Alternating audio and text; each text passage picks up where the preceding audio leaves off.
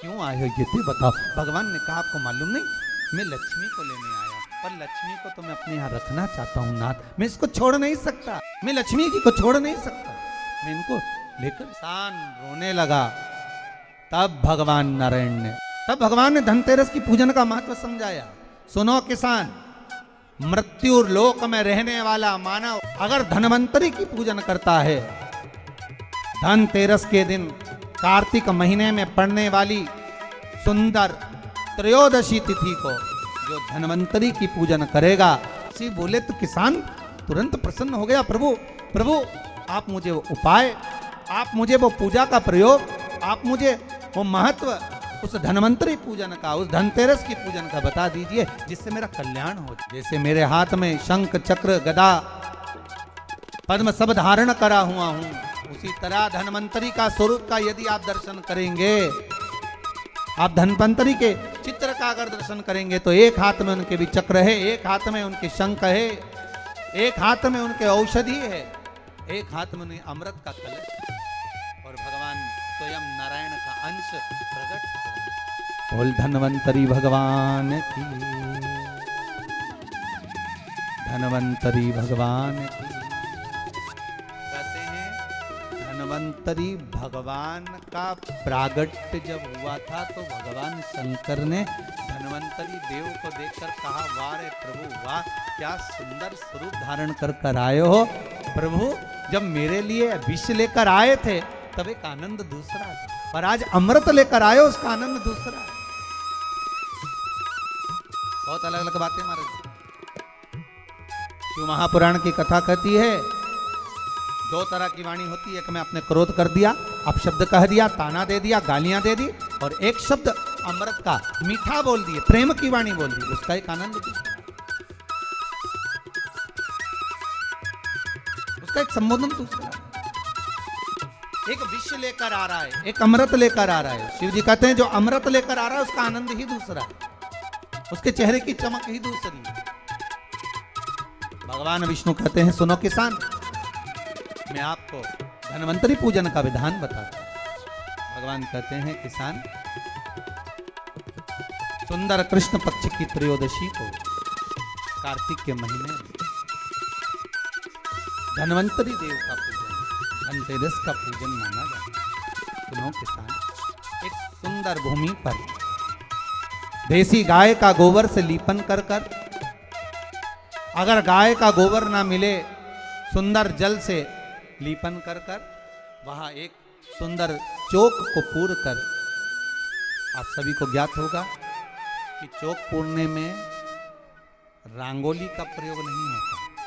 आप लोगों को मालूम होगा, चौक पूरने में आटा और हल्दी का प्रयोग होता है। काय का प्रयोग होता है? आटे और हल्दी का प्रयोग। आटे हल्दी का प्रयोग क्यों होता है? क्योंकि आटा समृद्धि को बढ़ाता है, लक्ष्मी वैभव को बढ़ाने वाली हल्दी होती है। इसलिए जब चौक पूरा जाता है भूमि पर, तो चौक पूरते समय आटा हल्दी का प्रयोग करते हैं। थोड़ा सा चावल का दाना या गेहूं का दाना रख दिया जाता है, उसके ऊपर एक सुंदर चौकी, एक चौरंग, एक पाटा रख दिया जाता है।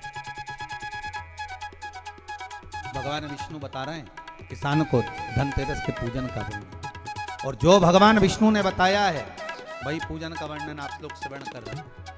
आज धनतेरस है, आज धनतेरस का प्रयोग कर पूजन करें, और शिव महापुराण के इस भाव को, विष्णु पुराण के इस भाव को, स्कंद पुराण के इस भाव को आप धारण करें, और जो विधान भगवान विष्णु बता रहे हैं उसके हिसाब से, उसके अनुसार आप लक्ष्मी का पूजन, धनतेरस का पूजन करें। चौकी लगाएं, चौरंग लगाएं, पाटा लगाएं, उस पाटे पर एक सुंदर लाल वस्त्र धारण करा दें, लाल वस्त्र बिछा दें।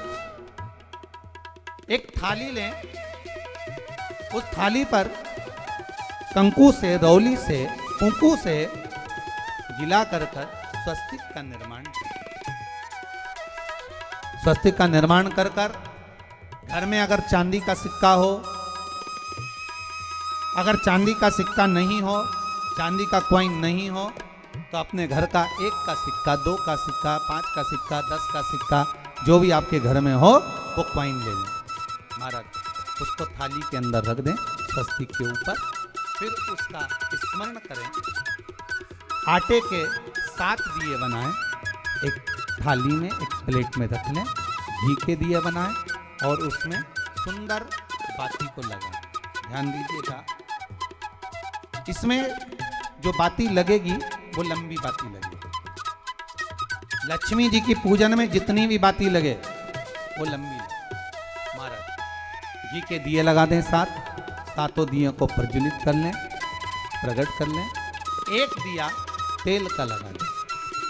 तेल का जो दिया लगाया है, जहाँ पर आपने सिक्का रखा है, कॉइन रखा है, उसका लेफ्ट हैंड, मतलब आप ऐसे बैठे हो तो आपका सीधा हाथ की ओर आप तेल का दिया लग दें। और जो 7 दिए आपने लगाए हैं वो लक्ष्मी जी के राइट हैंड, मतलब आपका लेफ्ट हैंड हो गया, लक्ष्मी जी का राइट हैंड, आपका लेफ्ट हैंड हो गया, आपका उल्टा। वहाँ पर 7 दिए जो आपने प्रज्वलित करे हैं वो प्लेट में रख दें। सुंदर थाली जो आपने पूजन के तैयार करी है उसमें कुंकू, रोली, हल्दी, अबीर, गुलाल, चंदन, मौली, लाल धागा, मौली, अमरबेल के टुकड़े, कमलगट्टे, हल्दी की गांठ, सुंदर भाव में उसको रखो। जल का पात्र सुंदर आनंद से, जो क्वाइन चांदी का और देसी क्वाइन आपने जो रखा है उसका जल से पूजन करो। लक्ष्मी पूजन का समय अलग अलग होता है, पर धनतेरस की पूजन का जो समय है वो प्रदोष काल से प्रारंभ हो जाता है। कब से प्रारंभ हो जाता है? प्रदोष, क्योंकि शिव के द्वारा निर्मित है लक्ष्मी पूजन। महाराज वाइन का पूजन करें, कंकु आदि से पूजन करने के बाद दोनों सिक्कों को उठा लें। दोनों कॉइन, जो चांदी का सिक्का है और जो देसी कॉइन है, उसको उठाकर उस पर जो कलेवा है, मौली है, नाड़ा है, लच्छा है, उसको लपेटना प्रारंभ कर दें और उसको लपेटें। पहले चांदी का सिक्का लपेट दे, फिर देसी सिक्का जो आपने रखा है 1, 2, 5, 10 का जो सिक्का रखा है उसको लपेट थाली में उसको रख लें। फिर वापस उस पर जल का छींटा देकर उसका पूजन करें। हल्दी, रौली, मौली, चंदन आदि लगाकर सुंदर भाव से चावल को हल्दी में भिगो लें और पीले चावल कर कर उल्टे हाथ में चावल लेकर माता लक्ष्मी के ऊपर जो 2 सिक्के रखे हैं उनका पूजन करें। साथ में जब चावल छोड़ते जाएं तो गणेश जी का भी स्मरण करते हैं। हे रिद्धि सिद्धि के दाता श्री गणेश जी महाराज, आप हमारे यहाँ पर सदा माता लक्ष्मी को लेकर, कुबेर भंडारी को लेकर सदा विराजमान रहें, नारायण को लेकर सदा विराजमान रहें। चावल छोड़ते जाएं और बाबा से विनती करते जाएं, माता लक्ष्मी से निवेदन करते जाएं। भगवान शिव का स्मरण करें, भगवान नारायण का स्मरण करें, माता लक्ष्मी का स्मरण करें, रिद्धि सिद्धि के दाता भगवान श्री गणेश जी महाराज का स्मरण करें। छोड़ते जाएं। जब चावल पूर्ण छोड़ दे में पूजन पूरी तरह से हो जाए, तब महाराज 7 सुंदर आनंद से अमरबेल के टुकड़े, अमरबेल वृक्ष पर एक पीले कलर की बेल चलती है, पीली, उसमें पत्ते नहीं होते, वो किसी भी वृक्ष पर डली रहती है, वो अमरबेल कहलाती है। ये अमरबेल लक्ष्मी पूजन में, समृद्धि के लिए, मकान के मुहूर्त के समय पर, गृह प्रवेश के समय पर बहुत कार्य है। ये अमरबेल को पानी की जरूरत भी नहीं पड़ती, आप रूप किसी वृक्ष पर डाल दी जाए वो अपने आप फलती चली जाती है। उसी तरह हमारे यहाँ भी हम भगवान से यही प्रार्थना करते हैं, जैसे अमरबेल बिना पानी पड़े भी किसी भी वृक्ष पर डाल दी जाए पनपती जाती है, बढ़ती चली जाती है, ऐसे हमारे घर में बेभव लक्ष्मी बढ़ती जाए। अमरबेल के 7 टुकड़े, कमलगट्टे 7, हल्दी की गठान 7 माता लक्ष्मी को समर्पित करें। दोनों हाथों में हल्दी पिसी हुई लीजिए और माता लक्ष्मी के ऊपर उसे चढ़ाना प्रारंभ कर दीजिए। 7 बार पिसी हुई हल्दी वो सिक्कों पर चढ़ा दें, अपनी मनोकामना कर अपने घर में माता लक्ष्मी को विराजमान कर दें। जब हल्दी पूर्ण चढ़ जाए, हाथ में कुंकू ले लीजिए, रोली ले लीजिए, उस रोली कुंकू को भी माता लक्ष्मी को समर्पित करें। तब इसके पश्चात सुंदर जो भी घर में मिष्ठान हो, मीठा हो, नहीं हो, शक्कर हो, गुड़ हो, मिश्री हो, जो भी आपके पास में हो, खड़ी शक्कर हो, वो भगवान को, माता लक्ष्मी को भोग रख दीजिए। अगर कुछ मीठा बना हो तो मीठा रख दीजिए। महाराज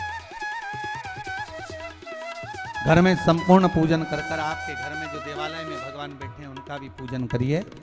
पूजन करने के पश्चात आप माता लक्ष्मी से निवेदन करिए, हे माँ आप हमारे यहाँ सदा विराजमान हो। महाराज ये जो पूजन है भगवान विष्णु जो बता रहे हैं किसान को, ये 5 दिन की पूजन है पूरी पूरी। आज कौन से दिन का पूजन बता रहे हैं? पहले दिन का। आज धनतेरस से रूप चौदस, अमावस्या, एकम और दूज, ये 5 दिन तक दीपावली का पर्व मनाया जाता है, दीप महोत्सव मनाया जाता है। पूजन करने के बाद जो 7 दिए आपने प्लेट में रखे हैं, थाली में रखे हैं पूजन के लिए, घी के, उन 7 दियों से माता लक्ष्मी की आरती उतारिए।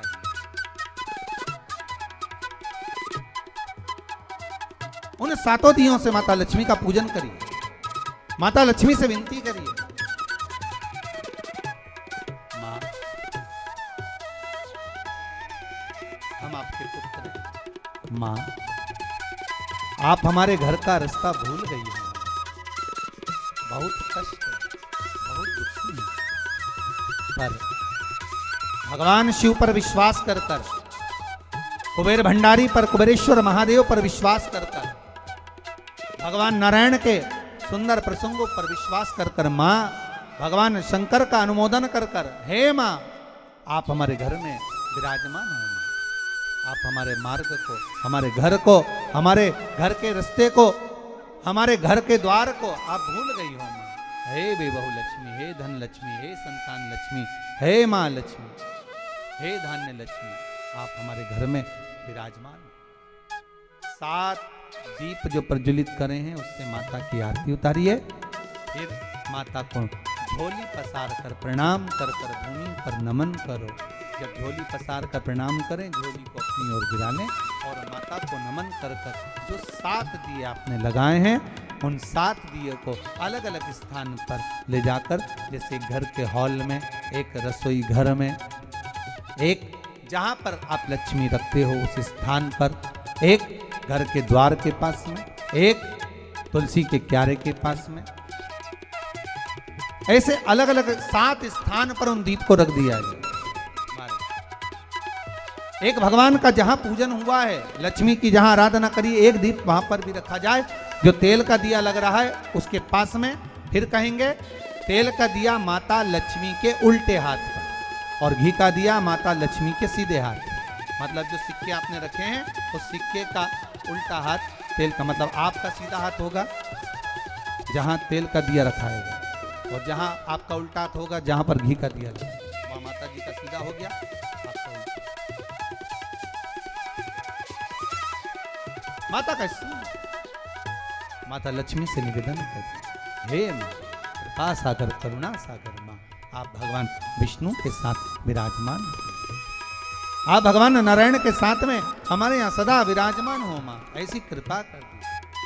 महाराज माँ से विनती कर कर बड़ा उत्साह, बड़ा उमंग, बड़ा आनंद रखना, ये भाव रखना घर में। भगवान विष्णु कहते हैं किसान से, हे किसान आपने अगर धन्वंतरी की पूजन करी है, धनतेरस की पूजन करी है, कोई वस्तु, कोई सामग्री अगर आप लेकर आए हो, कोई पात्र लेकर आए हो, कोई तांबे का पात्र लाए हो, जो भी वस्तु आप नहीं लेकर आए हो उसका भी पूजन उसी दिन कर लेना चाहिए।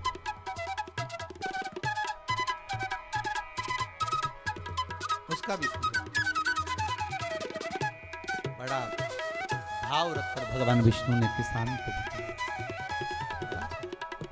किसान सुनकर बड़ा प्रसन्न हुआ, नारायण प्रभु क्या माँ फिर मेरे घर में रहेगी?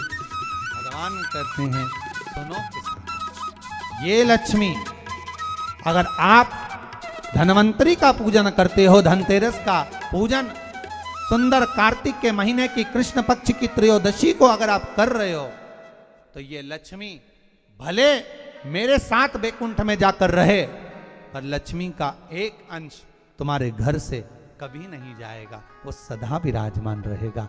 ऐसी है माँ धन्वंतरी।